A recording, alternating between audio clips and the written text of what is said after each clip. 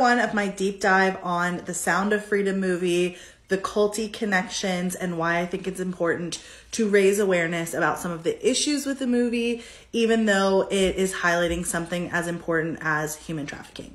Part of what makes this whole discussion around Sound of Freedom very culty is the extreme black and white thinking and the emotionally charged nature of the conversation. When I or anyone else bring up problems or criticisms of Sound of Freedom, there's often so much backlash right off the bat saying that you must be an evil person, you must not want to bring awareness to human and child trafficking. Why would you oppose something like so important to talk about? And I want to say right off the bat, I want to bring awareness to human and child trafficking. That in itself is so culty. It involves so much coercive control and manipulation that it's something we need to talk about, and it's a topic that is very important to me. But when we talk about things like movies and entertainment and any organization and any subject, we need to be able to look at it with a critical eye without making it an us versus them issue, without making it so black and white.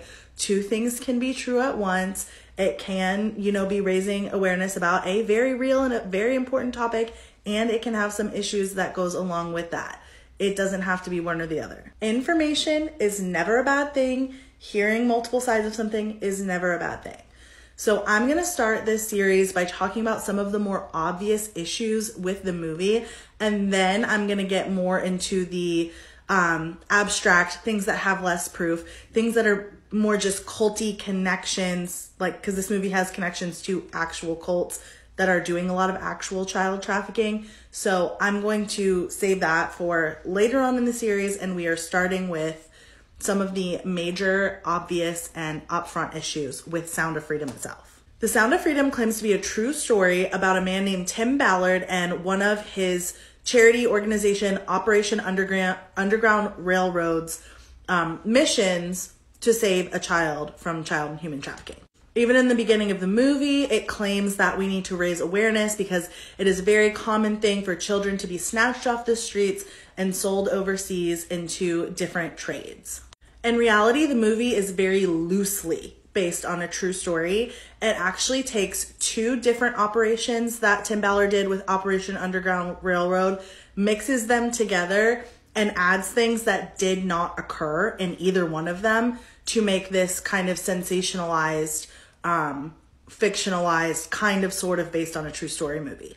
Angel Studios is the company that did the production for The Sound of Freedom, and you can even go on their website. They actually make a statement admitting to this, that creative liberties were taken, that most of child and human trafficking actually doesn't occur this way.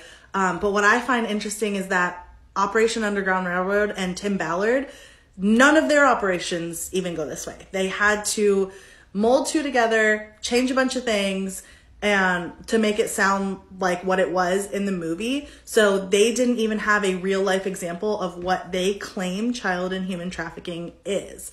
And this is very problematic for a lot of reasons. There are already a lot of myths about child and human trafficking, and a lot of harm comes from those myths.